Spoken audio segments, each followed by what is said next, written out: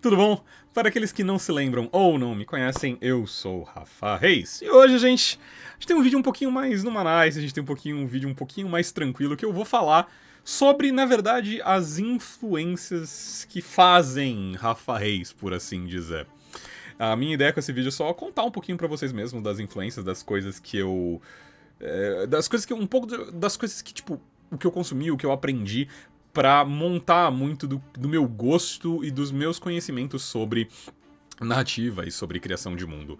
É claro que, já fazendo aqui os disclaimers, é claro que nenhuma pessoa é feita por uma única, ou mesmo algumas únicas, por assim dizer, obras, influências e referências. É claro que tem muito mais coisa que constitui o meu arcabouço cultural, pop, de gostos e etc. É claro que tem muito mais. Só que aqui o meu objetivo é contar algumas coisas que eu consigo ver que foram muito importantes e que eu consigo diretamente traçar o motivo do porquê que eu gosto dessas coisas e como que elas impactam no meu gosto e na forma como eu penso em narrativa e em criação de mundo. Eu vou contar algumas histórias específicas quanto a algumas dessas obras. Eu já adianto que algumas delas eu talvez me emocione um pouquinho, então se você não gosta de ver pessoas se emocionando um pouco contando a própria história na internet, falar o quê? Não vê esse vídeo, tá tudo bem. Mas se você quiser conhecer um pouquinho de algumas das histórias que eu vou contar e a importância de algumas dessas obras pra minha formação e talvez o que você mesmo possa aprender com essas obras, senta aí, vamos trocar uma ideiazinha. A primeira obra que eu queria falar é uma obra que eu fico muito puto, porque a Disney boicotou ela. A verdade é essa, a Disney boicotou essa obra. E cara... essa obra se resume a uma frase tão emblemática dela pra mim, que é: e quando a sua hora chegar de brilhar, eu só espero poder estar lá, pra poder desfrutar do brilho que você deixar pra trás. Planeta do Tesouro. Mano, como o Planeta do Tesouro é bom, cara, puta que o pariu. Ela foi dirigida pelo Ron Clements e pelo John Musker, os mesmos diretores de tipo Aladdin, Hércules da Disney. E ela é uma, como eu falei, uma animação da Disney que saiu em 2002, 2003, não lembro exatamente. O ponto é, ela saiu junto com Lilo e Stitch. E a Disney queria promover o máximo possível Lilo e Stitch. Lilo e Stitch é do caralho, mas ela saiu junto com Lilo e Stitch. Toda a verba de divulgação foi pra Lilo e Stitch ao invés desse longa-metragem animado. E que, francamente, pra mim é a melhor coisa que a Disney já fez até hoje. Planeta do Tesouro, ela é uma obra que ela foi adaptada de um clássico da literatura que é A Ilha do Tesouro. É uma história relativamente infantil sobre come to age, sobre uma criança que ela começa aos poucos a aprender a vida adulta, sobre como que ela tem que superar algumas dores, etc. Só que no caso traduzida para um retrofuturismo vitoriano. Então aqui a gente tá falando de naves espaciais que na verdade são galeões espaciais, literalmente um barco mesmo, real, tipo um barco que eles utilizam de tecnologia para poder navegar pelo espaço sideral como se fossem, na verdade, como se fosse um mar. Justamente trazendo, né, o paralelo com a navegação pelo mar do Ilha do Tesouro. E eu vou pedir pra Bru ela deixar uma cena em específico aqui, que é o começo do filme, que, cara, até hoje, quando eu vejo, me arrepia. Boa noite, meu bem. Te amo. Também te amo.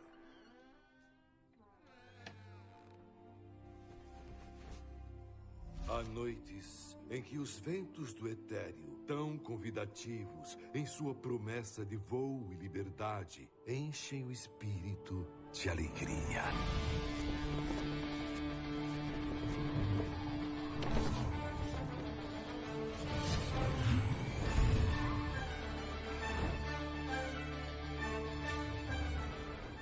Quando ele fala, e os ventos do etéreo enchem o coração de aventura. Puta que pariu, cara. Planeta do Tesouro é muito bom. Tá, por que Planeta do Tesouro é muito bom e por que ele foi muito importante pra mim? Planeta do Tesouro, ele fala sobre um jovem, o Jim Hawkins, que ele tá passando por toda essa dificuldade com a mãe, o pai abandonou ele, a mãe tem a estalagem, que eles tinham o único modo ganha-pão deles, tipo, e do total e completamente destruído quando os piratas eles chegam.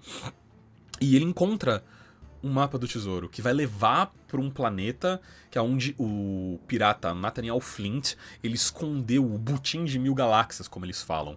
E o Jim, ele é um cara muito inteligente, só que é como se ele não tivesse a oportunidade de demonstrar toda a sua capacidade, todo o seu intelecto devido à situação em que ele se encontra. Além de uma história de um jovem, ele aprendendo a responsabilidade da vida adulta, é também uma história de superação, e é uma história também onde o antagonista que a gente tem, o John Silver, ele se mostra, na verdade, um pai que o Jim ele nunca teve. E tem algumas questões um pouco indiretamente problemáticas na obra, quando a gente tá falando de alguns tropos de masculinidade na obra, mas a forma como o John recebe como o Silver recebe o Jim e acaba servindo como um mentor pra ele, cara, é uma obra que ela me ensinou muita coisa sobre segundas chances, ela me ensinou muita coisa sobre não desistir, sobre, na verdade, confiar na sua própria capacidade. A fala que eu disse, e quando chegar a sua hora de brilhar, eu só quero poder estar lá pra poder desfrutar do brilho que você deixar pra trás, é o Silver falando isso pro Jim, uma coisa que ele sempre precisou ouvir. Isso vem um pouco depois de uma música que é tudo sobre um pai querer o melhor pro filho, e o filho dizendo pro pai que é: eu nunca serei aquilo que você quer que eu seja. Eu quero ser mais, eu quero ser maior. E é um grito de liberdade pra uma adolescência e pra minha geração dos milênios que ficaram tão presos sobre expectativas de uma sociedade impostas a ele, e de que eles sentiam que nunca conseguiam sair dessas expectativas, e de finalmente poder ter esse grito de liberdade e conseguir de fato se mostrar. Puta, cara, Planeta do Tesouro é uma obra que ela fez um impacto fenomenal na minha vida e na minha formação. Quando eu era adolescente eu vi essa obra assim, cara. Puta, eu devo ter assistido ela mais de 30 vezes. Ela realmente fez muita diferença, muito, muito, muito pra mim. E tem um nível de lógica interna na obra também, quando a gente tá falando de criação de cenário, que é fenomenal, quando a gente tá falando de as falas. E, cara, dublar... Ai, velho, eu vou... Esse vídeo não é sobre o Planeta do Tesouro, eu não posso ficar falando sobre o Planeta do Tesouro, porque senão eu vou me perder nesse vídeo. Mas, cara, Planeta do Tesouro, assim, mexeu muito comigo, foi muito importante pro meu período formativo. Outra obra que foi muito importante pro meu período formativo... eu já devo ter falado aqui que é a minha obra favorita da minha vida, de toda e qualquer mídia, que é Avatar: A Lenda de Aang. Porra. Cara, eu gosto muito de Avatar, porque ao longo de toda a minha vida, enquanto eu fui crescendo, eu reassisto Avatar todo ano, vamos deixar isso claro. Eu reassisto Avatar: A Lenda de Aang todo ano. E... sempre eu me pego percebendo alguma coisa diferente e de alguma forma como eu me identifico com aquela obra de uma forma diferente. Quando eu era adolescente, criança, e eu assistia Avatar, eu via algumas coisas específicas e eu me identificava com algumas coisas específicas. Hoje em dia eu assisto e eu vejo ainda mais coisas e outras coisas diferentes que pra mim são tão importantes quanto foram, e outras que eu não via antes, e outras que eu deixei de ver e passei, enfim. A questão é que eu acho que Avatar é uma obra que ele tem muito cuidado com a forma como ele quer retratar um recorte específico de um tipo, ou de algumas culturas ao redor do mundo, que ele faz numa ótica muito positiva. E mais do que ele fazer uma ótica muito positiva, ele trata os seus personagens muito bem. Sabe, em Avatar, quando a gente tá falando de arco de personagem, a gente tá falando, cara, o arco do personagem do Sokka, por exemplo, em Avatar, é um dos meus arcos favoritos. Também porque eu consigo me identificar relativamente com ele em alguns aspectos. Mas porque ele trata de um personagem que é, por exemplo, extremamente machista, abandona os meios machistas dele, ele tem sérias dúvidas sobre si próprio e eventualmente consegue se provar como um verdadeiro líder. O arco de redenção do Zuko em Avatar é um dos melhores arcos de redenção que eu já vi na minha vida. Digo mais, pra mim é o melhor arco de redenção que eu já vi na minha vida. Eu fiz vídeo sobre isso aqui no canal. E sem sombra do meu personagem favorito, o Iroh, né, o mentor. E vocês vão ver que tem um certo porquê de eu gostar tanto de personagens mentores, como o Iroh, como o Silver, que eu acabei de citar. E Avatar me ensinou muito também em termos de teoria narrativa, em termos sobre estrutura narrativa, de quando que a gente deve colocar o arco de personagem, como que as coisas devem partir, como que você trabalha um sistema de magia, um sistema de poder dentro de uma obra. E, cara, e tudo também sem perder a leveza, de como que você consegue tratar uma seriedade da perspectiva de criança sem perder o cômico, sem perder a leveza, sem perder o alívio cômico de quando necessário. E eu acho que Avatar faz isso com uma primazia tão instrumental que, cara, eu só consigo dizer que eu amo esse desenho assim com todas as forças do meu ser. Cara, quando a gente começa a falar dos vilões, quando a gente começa a falar da Azula ainda por cima, e no momento que a Azula ela é traída pela Mai, eu já esperava que ela fosse traída pela Mai, mas quando ela é traída pela Ty Lee, mano, aquilo assim, e o Aang no final que ele consegue, ai, velho, eu tenho que fazer um vídeo falando só de Avatar, mano, não tem como. Eu ainda vou fazer um vídeo falando sobre cada uma dessas obras aqui. Cada uma delas. A próxima obra, e essa aqui eu vou me demorar um pouquinho mais pra falar, que eu quero dar um relato sobre ela, que é Dark Souls. Eu já fiz um vídeo aqui no canal analisando Dark Souls. E se você quiser entender um pouquinho mais sobre o que eu quero dizer sobre Dark Souls e por que ele é importante pra minha formação enquanto um contador de histórias, você pode ver esse vídeo aqui no canal. Mas a verdade é que é o seguinte, quando a primeira vez eu ouvi falar sobre Dark Souls, eu não quis jogar o jogo. Eu acho que eu tinha 13 anos, eu acho, quando o jogo saiu, não lembro agora a idade que eu tinha. Mas eu não quis jogar o jogo. Eu achei, caralho, não, mano, que jogo é esse e tal, não sei o que lá, difícil pra caralho, não quero ficar gastando meu tempo morrendo, perdendo toda a progressão que eu tive. E não tem botão de pause? Nem fudendo, como assim eu não vou pausar o jogo? E foi isso que me tirou do jogo no primeiro momento. E aí eu lembro muito, de uma forma muito nítida, quando eu ainda morava numa outra cidade, diferente da cidade em que eu moro agora, em que eu tava cruzando os municípios de ônibus com um amigo meu. E esse meu amigo, ele tava fissurado em Dark Souls, que ele tinha acabado de começar a jogar, tinha acabado de sair o Dark Souls 2. E ele tava jogando, e ele tava me contando as histórias de Dark Souls. Mano, umas histórias bizarras, uns bagulho muito louco, que eu tava achando mó irado. Ele tava falando de como que essas coisas são descobertas no jogo, de como que as histórias, né? A história do Nito, a história do Pinwheel, a história do Soler, do Sigmar e de toda a conspiração que acontece em Anor Londo. E ele foi me contando esse bagulho e eu falei, mano, não, na moral, eu preciso jogar esse jogo, cara, não tem como. E daí eu fui ver uns vídeos primeiro, porque eu queria me inteirar um pouco melhor. E aí eu finalmente fui jogar Dark Souls. E, meu parça, eu comi o pão que o diabo amassou na mão desse jogo. Você não tá entendendo quanto eu penei pra terminar Dark Souls, cara. Pela primeira vez Dark Souls 1? Irmão! Nossa senhora! Puta, muito tempo. Mas a questão é que eu persisti. Eu joguei o jogo e eu consegui... Tipo, eu já tava entendendo a história, porque eu já tinha visto muitos vídeos antes. E demorou até um pouco a jogabilidade do jogo clicar pra mim. E finalmente clicou. E eu consegui jogar e eu amei Dark Souls. Daí eu joguei Dark Souls 2, e daí quando lançou Bloodborne, que é o próximo jogo que eu quero falar na minha listinha aqui de títulos que me impactaram muito, foi uma virada de chave pra eu entender alguns conceitos que foram muito importantes e que eu trago até hoje pra forma como eu lido com os jogos que eu crio. Se você quiser ver um jogo meio Etmos, por exemplo, ou as campanhas de RPG que eu narro no canal da Távola Prods, dá uma checada lá, de que eu tento entender de que tudo que a gente vai fazer, você tem que fazer de modo deliberado. Dark Souls, ele não é difícil porque ele é difícil. Tem um motivo do porquê ele é difícil. Ele é difícil porque ele quer que você tenha a sensação de conquista. E a sensação de conquista, de você de fato perseverar e finalmente conseguir conquistar e derrotar alguma coisa que há tanto tempo te deixou tão travado, é muito importante. E eu quero traçar um paralelo pra isso, e aqui eu vou contar um relato pessoal, que é o seguinte. 2018 foi um ano muito difícil da minha vida. Muito difícil, assim, eu convivo com depressão crônica desde os meus 15 anos e já vai fazer já 15 anos que eu convivo com isso, desde os meus 15 e vai fazer 15 anos, que tem períodos que foram muito difíceis, e 2018 foi um desses. Eu tava tendo umas crises de pânico, assim, muito ferrada, tava tendo uns pensamentos intrusivos muito difíceis, e, tipo, eu tava tendo crise de pânico ao ponto, sabe, de eu desmaiar mesmo. E numa das várias conversas que eu tive com meu pai, pra eu tentar entender o que eu tava passando, com psicólogo também, com terapia e tal, o meu pai, um dia, ele me falou uma coisa que foi impressionante do quanto que aquele homem me conhecia, e me conhece, que eu tava muito travado. Um problema que eu tava tendo é de que eu tava muito travado, eu não tava conseguindo fazer nada. Tudo tava sentindo como se fosse um peso demais nas minhas costas, como se eu tivesse sufocado com qualquer coisa que eu tivesse que fazer. Eu tava tendo um problema de disfunção executiva.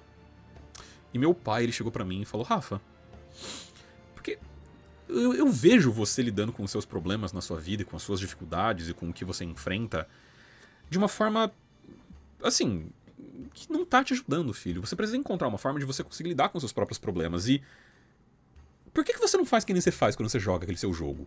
Aquele seu jogo difícil que você xinga pra caramba. Ué, pai, como assim? Porque assim, filho, quando você tá jogando, eu vejo que você tá sentado ali assim no sofá, e aí você tá lá jogando concentrado, e aí você perde, você morre, e você fica puto, você esbraveja, você joga o controle pra trás. Mas logo depois que você faz isso, a primeira coisa que eu vejo você fazendo, filho, é olhar pra tela e começar a pensar no que você errou e no que você tem que fazer na próxima vez pra você não falhar de novo. Ai, filho da puta, cara, como que esse homem me conhece bem, mano? E você para. E você respira. E você pensa no que você fez, objetivamente falando, completamente livre de julgamento. E você busca aprender com o que você errou e o que você tem que fazer agora. Tenta se colocar nesse espaço, filho. Tenta, sabe, voltar pra esse momento. Porque você lida de uma forma positiva no jogo. Por que você não traz isso pra sua vida? Levou cerca de 2 anos, 3 anos na verdade, pra eu conseguir internalizar o que meu pai tinha dito. E sabe o que é o pior, mano? Ele tava certo, cara. Hoje em dia, na minha vida, eu paro. E quando eu tenho um problema que eu tô com muitos pensamentos intrusivos e eu tenho paranoia social, em que eu paro e quando eu sinto que eu vou ser sobrepujado e eu tô me sentindo sobrecarregado com a paranoia social e com os problemas da minha vida, disfunção executiva, a depressão e crises de pânico e ansiedade, eu volto pra aquele momentinho em que eu tava morrendo infinitas vezes pro Ornstein e pro Small, em que a única coisa que eu faço é eu fecho os olhos e eu respiro 3 vezes. Eu trago de volta a emoção do que eu sentia quando eu tava jogando, me ferrando na mão do jogo. Em que, como eu refletia sobre o que eu fiz, livre de julgamento sobre o que eu fiz errado, o que eu tenho que aprender com isso e o que eu tenho que fazer agora, de modo objetivo. Agora mesmo. E Dark Souls, Bloodborne, todos os Souls-like da vida me ensinaram muito sobre como lidar com os meus próprios problemas. Sobre como lidar com frustração, com dor e como conquistar as suas próprias falhas e como que o poder a sua vida, o seu poder, tá na sua mão. E de como que a gente consegue lidar com os nossos próprios problemas, de como que a gente é forte o suficiente para lidar com os próprios problemas e de que não tem problema falhar. Não tem problema falhar, não tem problema demorar para conquistar alguma coisa. Você vai continuar lutando e Dark Souls me ensinou isso. Meu pai me fez perceber, mas Dark Souls me ensinou isso. Um outro jogo muito importante da minha história é Dragon Age. Dragon Age, especificamente falando o Origins, o primeiro Dragon Age. Eu não tô falando do RPG de mesa, o Tabletop RPG, o TTRPG do Dragon Age, eu tô falando do jogo de videogame, Dragon Age Origins. Não, ironicamente, foi também meu pai que me comprou esse jogo quando eu era moleque, de 14 anos. Ele viu, eu já tava lá numa loja de jogos, lá na minha cidade de Natal, e a gente tava procurando um jogo novo pra mim, que a gente ia acabar de comprar o PS3 e tal, não sei o que lá. E daí ele falou, deixa eu ver esse jogo aí. Daí ele parou, viu a capa, que tinha um dragão, pá, não sei o que. E, Bru, eu vou pedir só pra você colocar um pouco aqui uma música chamada Leliana Song, enquanto sobe, que é a música tema do jogo. E puta que pariu, que música desgraçada, cara. E ele me comprou esse jogo, ele falou, filho, dá uma olhada, eu acho que você vai gostar. Eu parei o jogo e comecei a jogar. E, velho, eu não tava entendendo nada na porra do começo do jogo, tá ligado? E era um jogo extenso pra caralho, de RPG, de história. E eu eventualmente terminei esse jogo, tipo, 17 vezes. Alguma coisa assim, 19, 30 vezes, sei lá quantas vezes eu terminei o jogo. Mas joguei muito. E como eu já falei em um outro vídeo aqui, no vídeo em que eu tava falando sobre o arco de redenção do Zuko, se eu não me engano, esse jogo, na verdade, ele me ensinou a ser uma pessoa mais aberta, mais receptiva. O Rafael adolescente era uma pessoa extremamente homofóbica. E eu falo isso porque eu estou de bem com a minha história, porque eu me perdoei e pedi perdão para as pessoas a quem eu fiz mal. Ou pelo menos quase todos. Cara, francamente, foi esse jogo que me ensinou isso. Basicamente, dentro do jogo, você pode ter relação com todos os personagens. E tinha um personagem que sempre joguei com um personagem masculino, que era um outro homem, e que você podia ter uma relação com ele. E se você não opta por não ter uma relação com o cara, ele eventualmente te trai, porque ele é um assassino e tal, não sei o quê. E a primeira vez, eu simplesmente fiz isso, pensei, não, filha da puta, não sei o que lá, tal. E o cara me traiu, eu fiquei puto com ele, mandei ele tomar no cu e foi. Mas alguma coisa, eu fiquei me sentindo muito mal com isso, porque eu sou o tipo de pessoa que eu gosto de ser completionista no jogo. E através do jogo eu falei, não, mano, vamos dar uma chance, vamos ver qual é, vamos ver se vai me incomodar tanto. E eu comecei a ver que era só uma pessoa. De que tá bom, a orientação sexual dele é diferente da minha. E que se foda a orientação sexual dele, ele é só uma pessoa. Tão única quanto dentro do jogo, o personagem dentro do jogo. E isso me abriu a cabeça pra eu conseguir aceitar uma outra visão de mundo muito diferente da minha. E através disso, Dragon Age se tornou uma das obras mais importantes da minha vida por conta da minha formação moral. Mas além da minha formação moral, eu gosto... Cara... Gente, se algum dia eu for jogar Dragon Age, tipo um RPG, o Tabletop RPG, e eu não for jogar com um Qunari... Na moral, me interna, porque eu tô fazendo alguma coisa errada, porque, tipo... Mano, a forma como o Dragon Age consolida as espécies, os seres dentro do seu cenário, e como que cada um tem uma cultura tão única. Cara, a cultura dos anões em Dragon Age é incrível, velho. É incrível, incrível, incrível. Tipo, não no sentido de que eles são incríveis, de que eles são bons. Não, eles são até um pouco cuzão. Mas a forma como é cultura, como é tão específico... E como é tão bem delineado dentro de Dragon Age, as culturas de cada espécie, a forma como acontece a relação entre a Chantria e os círculos mágicos, os Qunari com o Arishok deles, os elfos e a cultura... Ai, cara, o Dragon Age tem um world building muito foda, velho.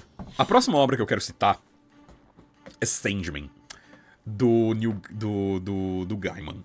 Eu sei que o Gaiman, ele... recentemente sobre um pouco de escrutínio sobre algumas coisas, eu não vou entrar no mérito da pessoa. Mas Sandman é uma obra que mudou um pouco a minha perspectiva quanto a quadrinhos, porque eu nunca fui um tipo de pessoa de quadrinhos, eu não gosto de quadrinhos, de modo geral. Eu gosto dos quadrinhos, eu não gosto de quadrinhos de herói, melhor dizendo, eu não gosto de histórias de super-herói. Mas Sandman me trouxe uma perspectiva muito abstrata de como contar uma história mesmo através do visual, através do quadrinho. Pra quem não sabe, eu tenho uma fantasia, ou seja, eu tenho uma severa dificuldade em conjurar imagens objetivas na minha mente. Eu só consigo trabalhar com as coisas em cima de uma referência do que eu já vi.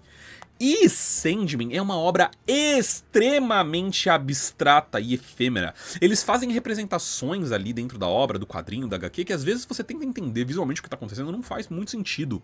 E eles sempre mudam de artista, etc. Mas... o que me mostrou Sandman é de que a gente não precisa recorrer única e exclusivamente ao visual pra você ter um impacto forte. Eu vou contar uma pequena anedota aqui da história de Sandman, que foi o que me fez ler Sandman. E spoilers, mas a gente tá falando aqui do primeiro arco de Sandman. O primeiro? Prelúdios Noturnos? Acho que é. Ou é Sonhos de Primavera. Prelúdios Noturnos. Em que o Sandman, o Eterno do Sono, ele é capturado por seres humanos e ele fica 70 e tantos anos preso. E nesse meio tempo, os objetos de poder dele, as relíquias de poder dele, são espalhadas pelo mundo. Eventualmente ele consegue se soltar e ele vai fazer todo um trabalho pra conseguir reaver suas relíquias de poder. Ele tinha 3, seu elmo, sua algibeira e sua esmeralda. Ou era um rubi, não lembro. Ele consegue reaver a sua algibeira, que é seu saquinho de areia, e ele vai reaver agora o seu elmo. E ele descobre que o elmo dele está no inferno. Tá na posse de um demônio chamado Chorozon no inferno. E ele decide então ir ao inferno para reaver o seu elmo. E lembrando que ele é o eterno do sonho. Ele é Dream, ele é o sonho. E quando ele encontra o demônio Chorozon, na verdade antes de ele encontrar o demônio, ele é recebido por Lúcifer, Beelzebu ou Baltazar, eu não lembro agora.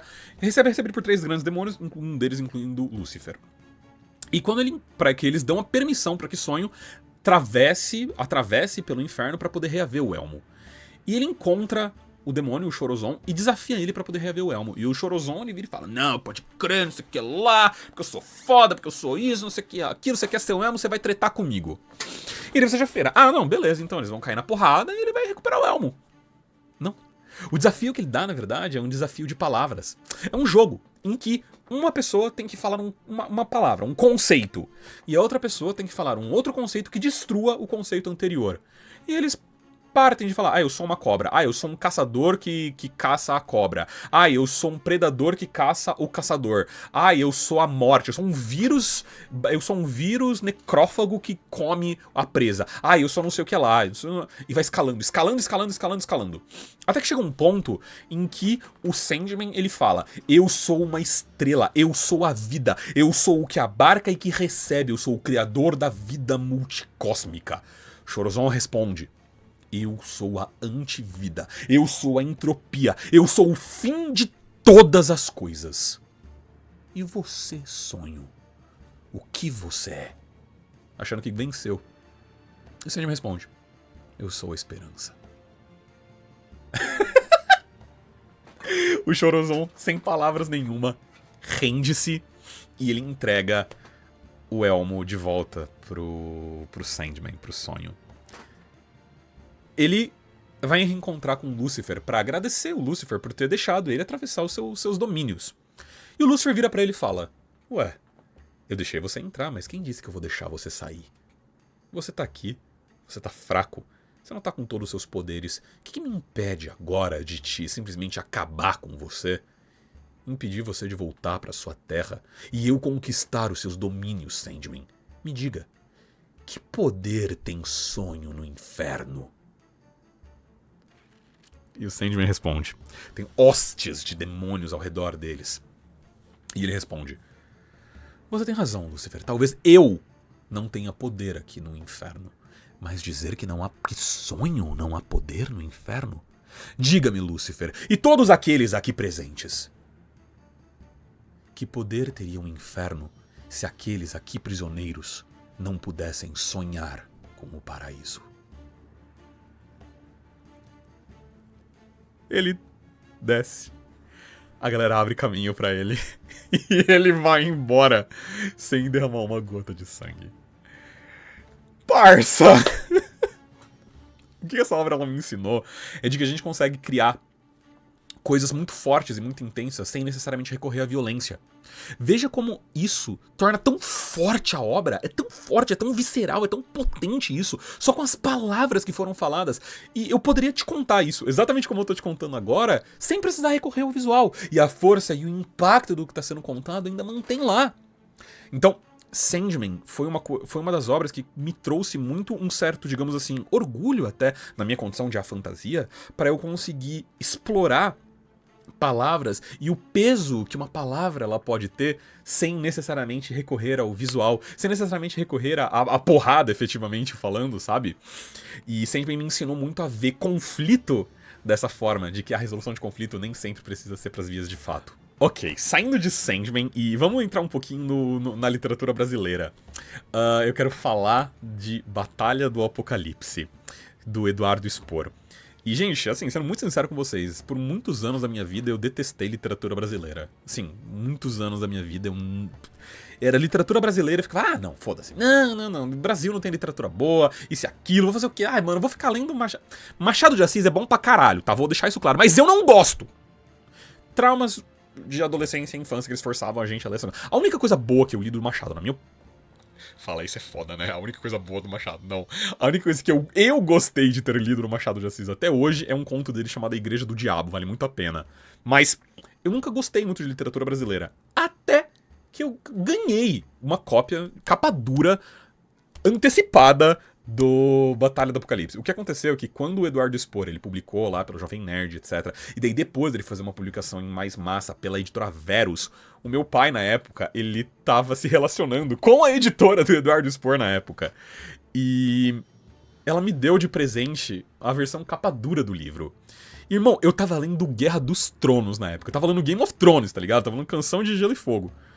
E aí eu parei. Olhei assim, caramba, brasileiro, pai, brasileiro. Eu comecei a ler as coisas na capa e tal. E eu lembro distintamente que eu tava com Guerra dos Tronos na mão. Quando meu pai me entregou, eu parei.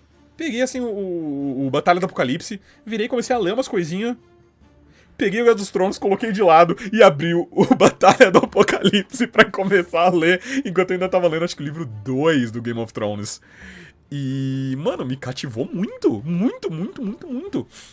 Eu não acho que o Spor, ele tem a melhor prosa do mundo. Eu acho que o Dracon, por exemplo, que é o meu autor favorito, ele tem uma prosa melhor que a prosa do Spore. Mas o Batalha do Apocalipse do Spore, ele me...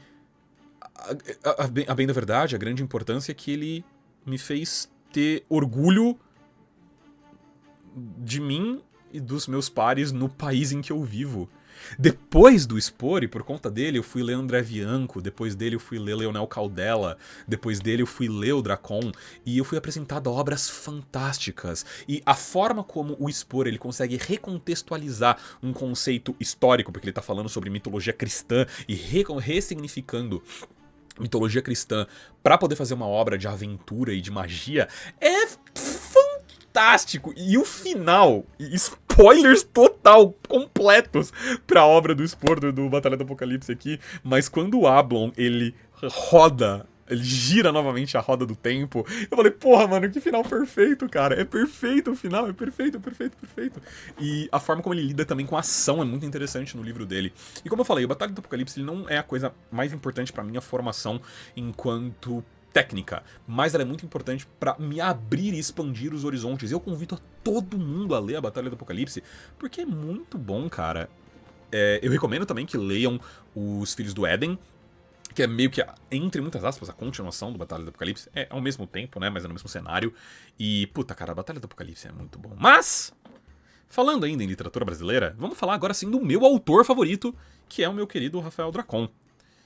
E aqui a obra dele, Dragões de Éter, não é o meu livro favorito do Dracon, no entanto. O meu livro favorito do Dracon é um livro chamado Coletor de Espíritos. É um livro curto, ele tem, acho que não tem, se tiver 200 páginas, tem 200 alguma coisinha. Assim, é um final de semana que você sente, você lê o livro inteiro. E é o meu livro favorito do Dracon, e é o segundo livro que esse desgraçado escreveu na vida dele. E é muito foda! E assim, aqui no caso, eu posso dizer que eu me inspiro muito na escrita do Dracon, porque, irmão, o cara, a prosa do Dracon é de outro mundo.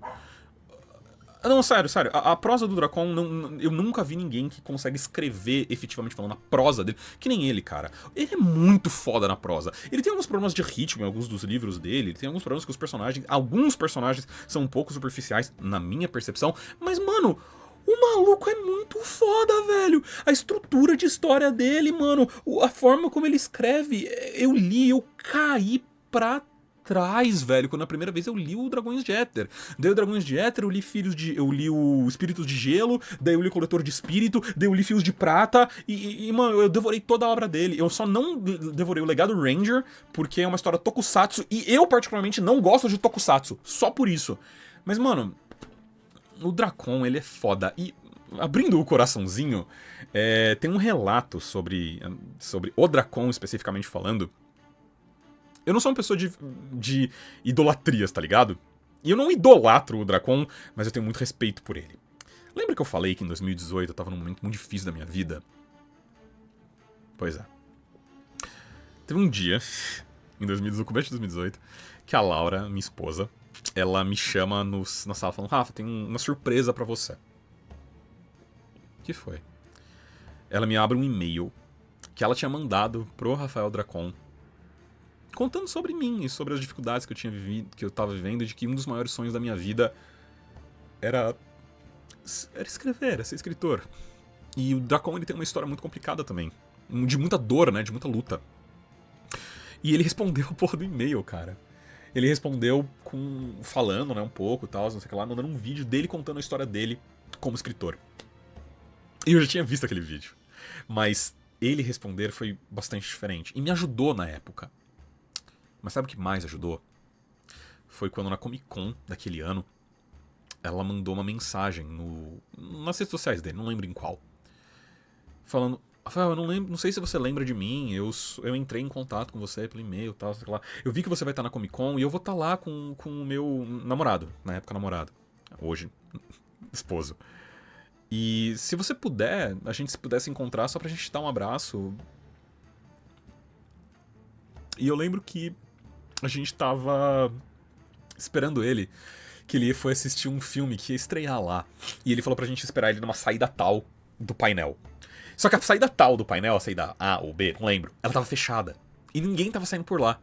E a Laura, ela parou, ficou esperando lá, ela tava com o pé quebrado, tadinha.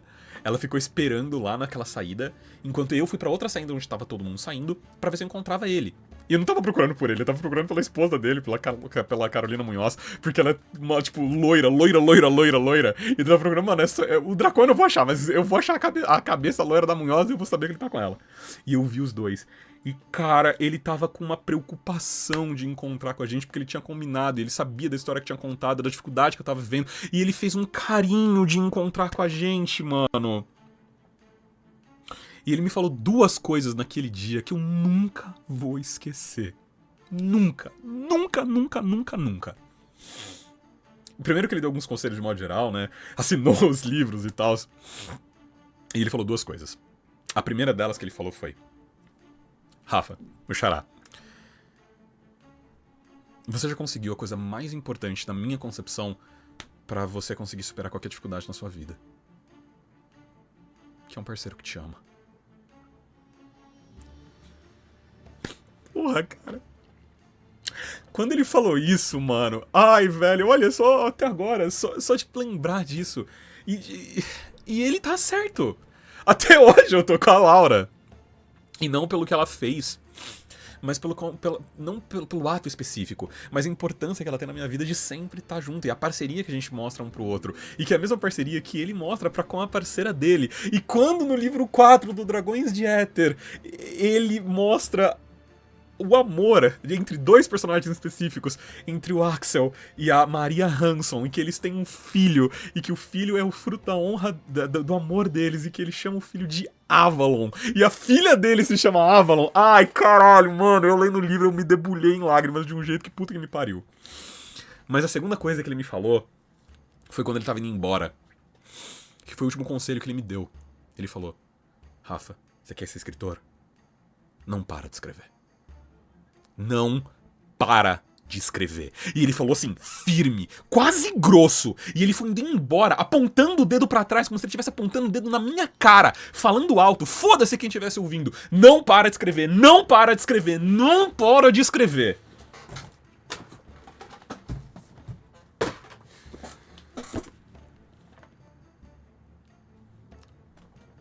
E hoje eu posso dizer que eu sou um autor publicado.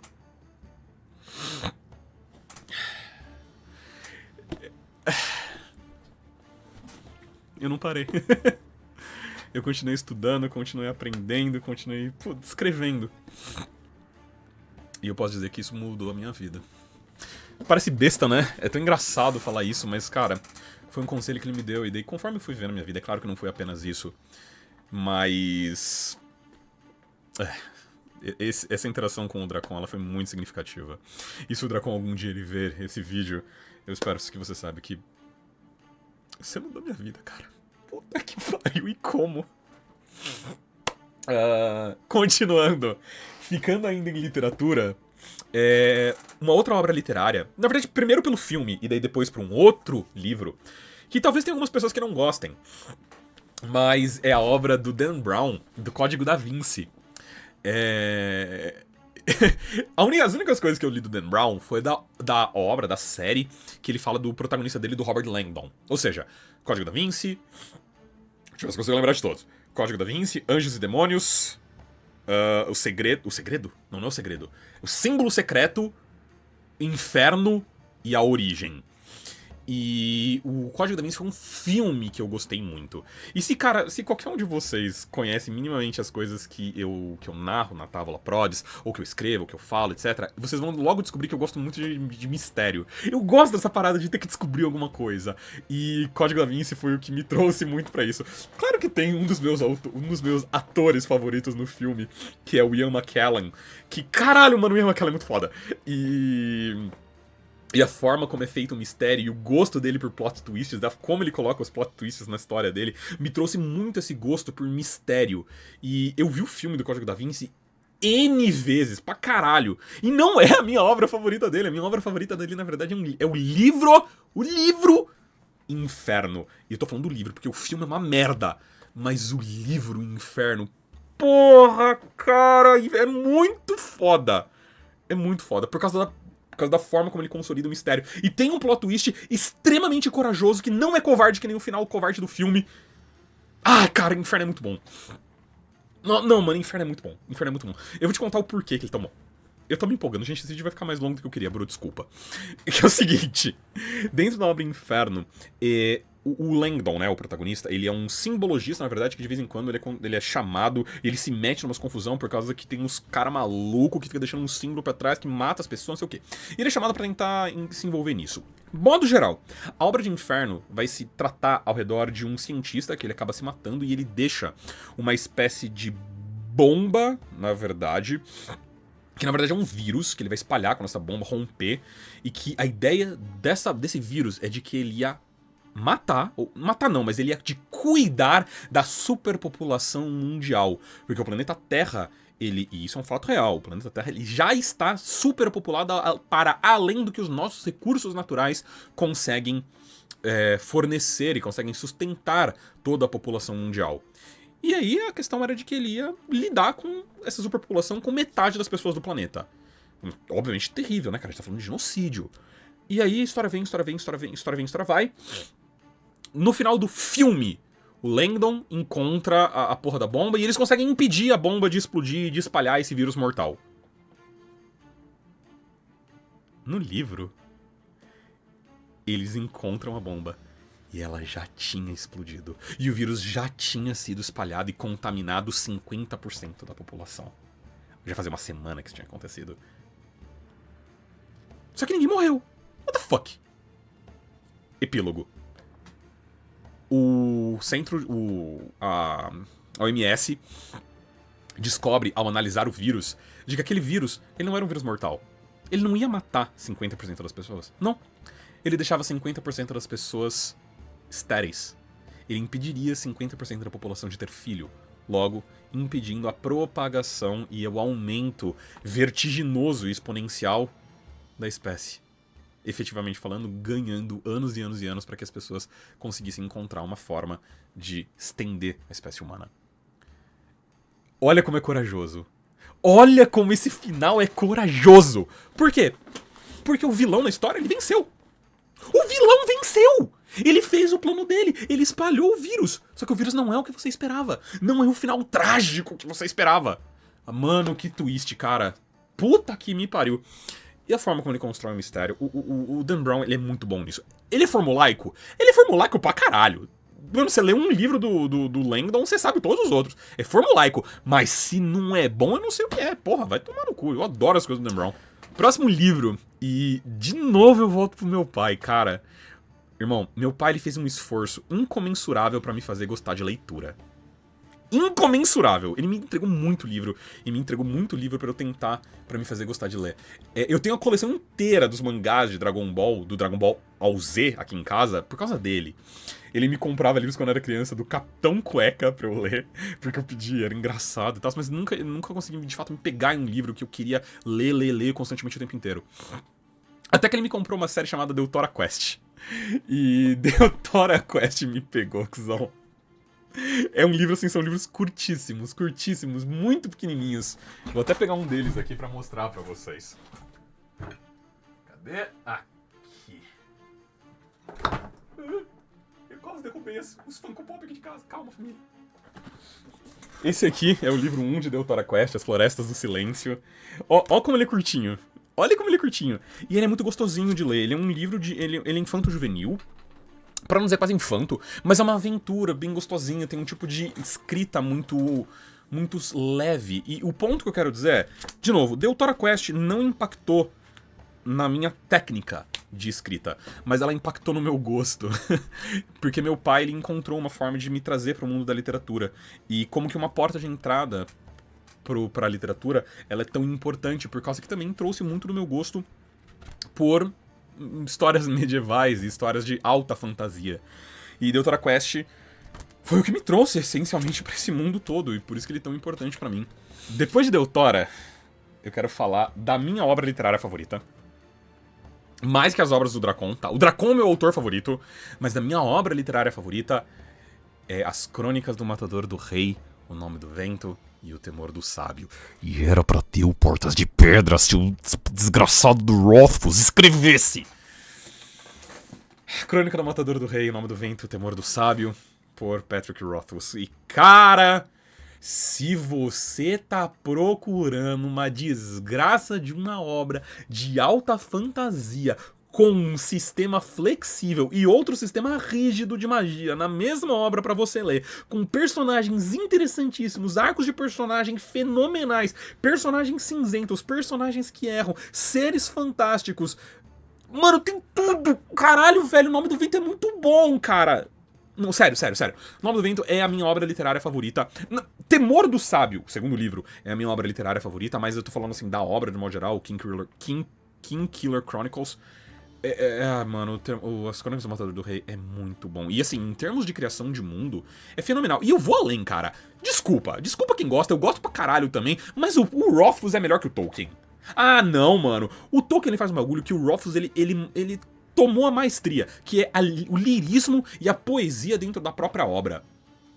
O Tolkien, ele faz isso bem pra caralho. Só que ele exagera, mano. Ele perde a mão em alguns pontos. Ele se perde demais no lirismo, de contar demais a história do lugar. E de colocar, tipo assim, umas músicas, umas canções que você não faz muito sentido. O Rothfuss, ele pega isso, cara, e ele subverte isso de um jeito tão foda. A escrita do cara... Não é a prosa, não é tão boa quanto a do Dracon, mas é incrível, é fenomenal e é muito foda. E a construção de mundo que ele faz através de fatores culturais, que é a coisa que o Tolkien tentou fazer, mano do céu, cara. E também foi quem me trouxe a gostar, ter um apreço por sistemas de magia flexíveis. A nomeação em Nome do Vento é qualquer coisa de maravilhosa. De novo, eu sempre falo isso, o encontro do Quoth com a Feluriana e mais, a passagem do Quoth pelo Adengri.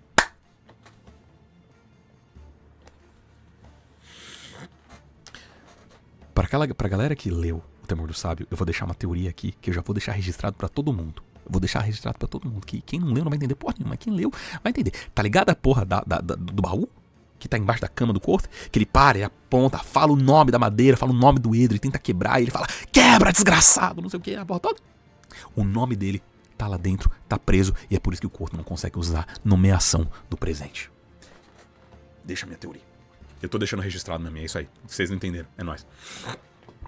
Gente, as próximas obras eu vou citar apenas superficialmente, porque são coisas que me impactaram muito e que me são muito importantes, mas eu não tenho muitas coisas pra comentar em cima, quer dizer, eu tenho muitas coisas pra comentar em cima delas, mas eu não vou ficar tecendo muito comentários em cima delas, porque esse vídeo também já tá ficando muito mais longo do que eu pretendia, mas eu quero citar ainda elas, que a primeira dessas obras a gente volta pros quadrinhos, mas na verdade eu gosto mais do filme do que do quadrinho, que é V de Vingança. V de Vingança está no meu top 5 de filmes favoritos, dos melhores filmes, não dos melhores, mas dos filmes mais importantes da minha vida, e a verdade é o seguinte, gente, se você me conhece minimamente um pouco, eu sou um pouco subversivo. Não vou entrar em muito mais detalhes disso, mas eu sou um pouco subversivo do sistema. Mas, o V de Vingança é uma obra que... Mano, o que eu quero dizer assim, eu decorei em inglês a apresentação do V do filme.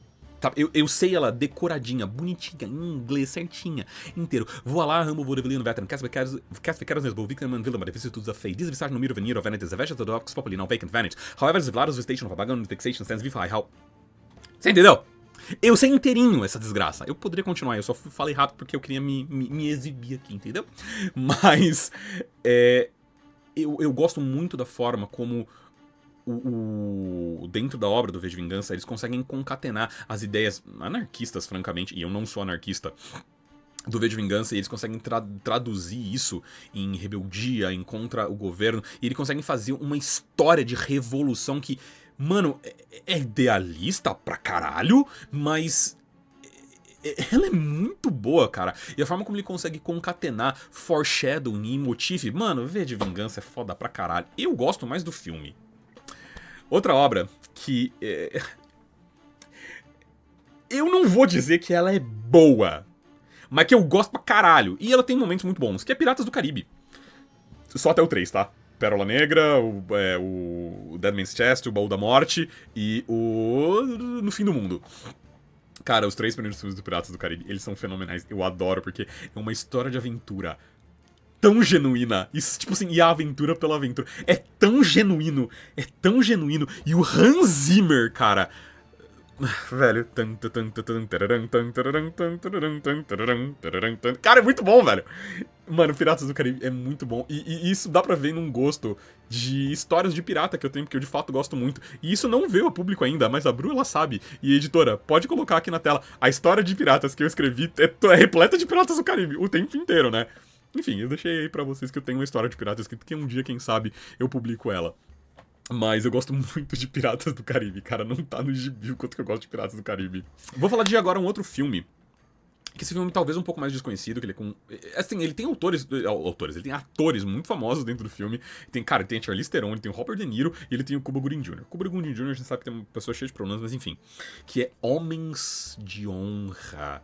Eu vi esse filme na escola, na minha aula de filosofia, queira ou não queira. Eu tive aula de filosofia, ética e filosofia na escola. E esse foi um dos filmes que a gente assistiu. E esse é um filme que conta a história do primeiro mergulhador negro na Marinha norte-americana, na Marinha estadunidense. E de todas as dificuldades que ele passou dentro da Marinha, de preconceito, né, de racismo, e também para ele chegar à posição de mergulhador-chefe. E, cara, Homens de Honra é um filmaço, mano. Homens de Honra é um filme muito foda. E eu gosto principalmente da forma como ele retrata o arco de personagem do personagem do De Niro, dele chegar no ponto em que ele chega. Tipo, o arco de personagem é muito foda, cara. Enfim, eu não vou entrar em muitos detalhes sobre Homens de Honra, mas é um filme muito da hora. Eu gosto pra caralho. Pra finalizar, eu tenho outras últimas duas obras que eu quero falar, e que uma delas é Viagem de Chihiro. Ghibli. Ai, cara, Viagem de Chihiro é lindo. Viagem de Chihiro, pra mim, vai pro lado oposto do que eu comentei sobre Sandman. Porque Viagem de Chihiro, pra mim, mostra... Uma das coisas que eu aprendi, melhor dizendo, é de que a estética, o visual, ele é tão importante também quanto o conteúdo. A forma também é tão importante quanto o conteúdo. E eu não tô falando que Viagem de Chihiro, que as coisas da Ghibli, não tenham conteúdo. Tem, pra caralho. Mas ele te pega primeiro pela boniteza da coisa. Tipo, literalmente da forma como é limpo a transição e a animação da coisa toda. E, cara, e a forma como a Viagem de Chihiro, ela retrata um mundo soft, ou seja, um soft world building, ou seja, um mundo flexível, por assim dizer, e a forma como é retratado o No Face e o espírito do rio. Nossa, mano, a Viagem de Chihiro é fenomenal, de como que ele passa, que a emoção, muitas vezes através do visual, é mais importante do que o entendimento. Em um outro vídeo aqui do canal, eu tava falando sobre taoísmo, sobre de como que a gente não consegue entender, ou de que nós não deveríamos tentar entender o Tao, apenas senti-lo. E a Viagem de Chihiro, pra mim, é isso, e as obras da Ghibli, pra mim, é isso. Se a gente for te falar da obra da Ghibli, cara, assim, Princesa Mononoke, pra mim, é a melhor obra da Ghibli, tá? Mas a Viagem de Chihiro é muito foda e me marcou muito justamente por isso. E foi a primeira obra que eu vi da Ghibli e me abriu pra poder ir conhecer mais outras obras da Ghibli. E a importância da sensação e da emoção e do visual e da beleza do visual que ele traz. E por fim, eu quero falar de um outro anime que é o meu anime favorito, que é Full Metal Alchemist Brotherhood. Cara, Fullmetal Alchemist FMA Brotherhood é fenomenal e assim, eu tenho que tirar o chapéu pra Arakawa, velho. Como que essa desgraçada da Arakawa, ela consegue fazer quase todos os personagens dela serem relevantes pra obra dela, terem arcos de personagem e fazer você se importar com cada pessoazinha do mundo que ela cria... Ai, mano, a Arakawa é muito boa em criação de personagem. E se você gosta tanto quanto eu de Fullmetal Alchemist Brotherhood, por favor, vai ler o mangá novo dela, de Yomi no Tsugai, que ela faz a mesma coisa e ela tá, assim, no sentido de tomar esse cuidado com cada um dos personagenzinhos da obra dela. A Arakawa, ela me ensinou muito de que você não deve se preocupar apenas com os seus protagonistas, mas os seus personagens coadjuvantes também, porque eles também fazem parte da sua história. E fazendo parte da sua história, eles vão apenas engrandecer o todo. Ou seja, de novo, intencionalidade e deliberação. Você não vai colocar um personagem se ele não for pra cumprir nenhum propósito. Você tem que colocar um personagem que ele tem um propósito narrativo. E a Arakawa me ensinou muito isso com a obra de Fullmetal Alchemist. E, nossa, cara, Fullmetal é fenomenal, velho. Aqui eu deixo parênteses também pra falar de Haikyuu. Haikyuu é bom pra caralho. Haikyuu é bom pra caralho. Eu acho que é isso que eu queria dizer. Como eu falei, tem muita mais coisa que constitui, digamos assim, um arcabouço cultural de Rafa Reis. Eu poderia falar de música, eu poderia falar de Rise Against, eu poderia falar de Ben Kaplan, eu poderia falar do Oswaldo Montenegro aqui no Brasil, eu poderia falar de musicais, eu poderia falar de teatro, eu poderia falar de, enfim, muita coisa. Mas Antes de eu finalizar, você deve ter ouvido algumas outras vezes eu citando por aqui uma pessoa que foi muito importante pra mim, e eu não tô falando do Dracon agora. Mas eu quero só deixar o parecer aqui, porque se eu tô falando de inspiração, se eu tô falando de referência, uma pessoa tem muito a ver com muitas das obras que eu falei aqui, que é o meu pai. Eu sei que nem todo mundo tem uma boa relação com os pais, e que seja, o ponto não é esse, mas o que eu quero dizer é que eu tenho uma relação fenomenal com o meu pai. E eu só queria deixar aqui, registrado, o quão importante ele foi em todos os aspectos da minha vida. Em como que ele que me trouxe jogos e livros e um monte de assunto que me trouxe até onde eu tô hoje. E eu só queria deixar registrado isso. Pai, se você estiver vendo isso, sabe que você foi importante pra um caralho na minha vida e eu te amo muito. Gente, é só isso que eu queria compartilhar com vocês. Esse vídeo ficou muito mais longo do que eu esperava, meu Deus do céu, o Bruto tá com 56 minutos. E enfim, eu só queria deixar isso aqui, como eu falei, um vídeo mais leve, apesar de ter sido mais longo do que eu esperava, mas essas são muitas das referências e das inspirações que eu trago pra minha vida, de que me fizeram muito da minha moralidade em muitos aspectos, mas também muito do meu arcabouço cultural. É isso, aquele processo todo, YouTube, sininho, joinha, essa porra toda. E é nóis, gente. Obrigado, te vejo no próximo vídeo. Falou e até a próxima.